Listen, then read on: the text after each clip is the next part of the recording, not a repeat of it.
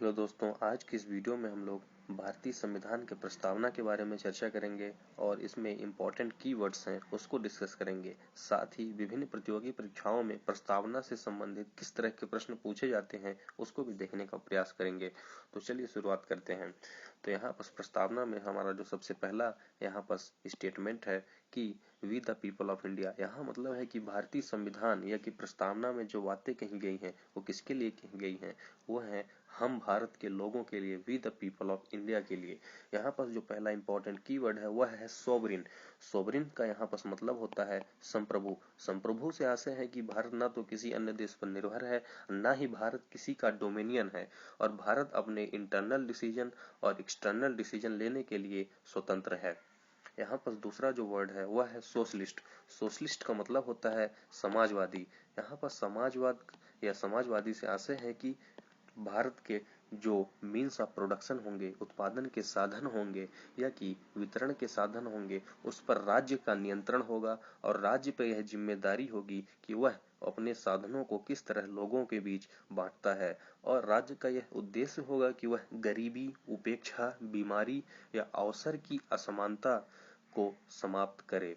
यहाँ पर तीसरा वर्ड है सेकुलर। सेकुलर का मतलब होता है धर्म निरपेक्षता। तो भारत का कोई स्टेट रिलीजन नहीं है और भारत सभी धर्मों को समान दृष्टि से देखता है। धर्म के आधार पर भेदभाव भारतीय संविधान में लिखा गया है कि नहीं किया जाएगा। विभिन्न देश ऐसे हैं जो कि धर्म के आधार पर हैं, जैसा कि पाकिस्तान, बांग्लादेश या कि वेटिकन सिटी, उनका स्टेट रिलीजन है, जबकि भारत में यह व्यवस्था नहीं है। यहाँ पर चौथा वर्ड है डेमोक्रेटिक। डेमोक्रेटिक का मतलब होता है कि लोकतंत्र या कि प्रजातंत्र। यहाँ पर लोकतंत्र या प्रजातंत्र की स्थापना के लिए दो तरह की व्यवस्था होती है, डायरेक्ट डेमोक्रेसी या कि इनडायरेक्ट डेमोक्रेसी। तो डायरेक्ट डेमोक्रेसी के टूल्स हैं रेफरेंडम, इनिशिएटिव, प्लेबिसाइट या कि रिकॉल। यहाँ पर रिकॉल का मतलब है कि जनता के द्वारा जो चुने गए प्रत्याशी हैं उनको पुनः बुलाया जा सकता है। प्लेबिसाइट या जनमत संग्रह का मतलब है कि जनता जो कानून चाहती है कि बने, उसको वह अपने जनमत संग्रह के माध्यम से संसद के सदस्यों तक पहुंचा सकती है या कि संसद तक पहुंचा सकती है। तो यह है डायरेक्ट डेमोक्रेसी के टूल। जबकि भारत में इनडायरेक्ट डेमोक्रेसी की व्यवस्था है। यहाँ पर हम या कि जनता अपने प्रतिनिधियों को चुनती है और प्रतिनिधियों के माध्यम से कानून का निर्माण किया जाता है, और ये हमारे प्रतिनिधि ही सरकार चलाने का काम करते हैं। यहाँ पर जो चौथा वर्ड है या कि पांचवा वर्ड है वो है रिपब्लिक। रिपब्लिक का मतलब होता है कि गणतंत्र। यहाँ पर जो गणतंत्र में स्टेट का हेड होगा वह संवैधानिक तरीके से या कि जनता के द्वारा प्रत्यक्ष रूप से या कि अप्रत्यक्ष रूप से चुना जाएगा। जबकि जैसे ब्रिटेन में जो स्टेट हेड होता है वह वहाँ की क्वीन होती है, क्वीन जो कि वहाँ का वंशानुगत पद होता है। जबकि भारत में जो राष्ट्रपति है वह इनडायरेक्ट तरीके से जनता के द्वारा चुना जाता है। तो यह हमारे कुछ महत्वपूर्ण शब्द थे। अब भारत के संविधान के प्रस्तावना में न्याय की बात कही गई है। किस तरह के न्याय की? आर्थिक, सामाजिक एवं राजनीतिक न्याय की बात कही गई है। मतलब समाज के व्यक्ति के साथ जाति, रंग, धर्म, लिंग के आधार पर भेदभाव किए बिना इन न्यायों को प्रदान किया जाएगा। यहाँ पर लिबर्टी अर्थात स्वतंत्रता की बात कही है। लिबर्टी का मतलब है स्वतंत्रता या कि आजादी। किस तरह की आजादी या स्वतंत्रता की? विचार की, अभिव्यक्ति की, धर्म की, विश्वास की, उपासना की स्वतंत्रता। और इन पांचों को हमारे संविधान के मूलभूत अधिकार में शामिल किया गया है। अब हम उसको प्राप्त कर सकते हैं।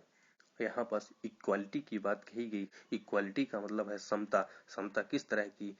प्रतिष्ठा एवं अवसर की समानता होगी।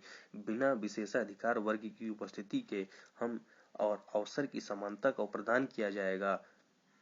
तो इस तरह की हमें समता प्रदान की जाएगी। इसमें अगला वर्ड है फ्रेटर्निटी। फ्रेटर्निटी बंधुत्व या भाईचारा। इसमें कि हम लोग आपसी जाति या विभिन्न धर्म या एथनिसिटी से ऊपर उठकर आपसी सौहार्द को बढ़ावा दें और एक दूसरे की गरिमा का सम्मान करें तथा राष्ट्र की एकता और अखंडता को अक्षुण्ण रखें।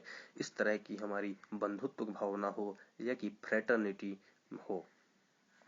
तो ये हमारे कुछ इंपॉर्टेंट वर्ड्स थे। तो किस तरह के प्रश्न इसमें पूछे जाते हैं, तो जैसा कि पूछा जाता है कि संविधान दिवस कब मनाया जाता है, तो 26th डे ऑफ नवंबर को। तो ये पूछा जा सकता है कि किस तरह की हमारे भारतीय संविधान के प्रस्तावना में किस तरह की न्याय की बात की गई है, तो सामाजिक आर्थिक न्याय की बात की गई है। किन दो शब्दों को 42वें संशोधन के द्वारा संविधान की प्रस्तावना में जोड़ा गया, तो वह है सोशलिस्ट और सेकुलर। इनको 42वें अमेंडमेंट के द्वारा 1976 में जोड़ा गया था। उससे पहले केवल 3 शब्द ही थे, सोवरेन, डेमोक्रेटिक एंड रिपब्लिक। और इसमें एक और अन्य वर्ड को जो शामिल किया गया था वह है इंटीग्रिटी, मतलब राष्ट्र की अखंडता को अक्षुण्ण रखने का प्रयास किया जाएगा। तो यह एक और अन्य शब्द है जो कि 42वें संशोधन के द्वारा 1976 में जोड़ा गया था।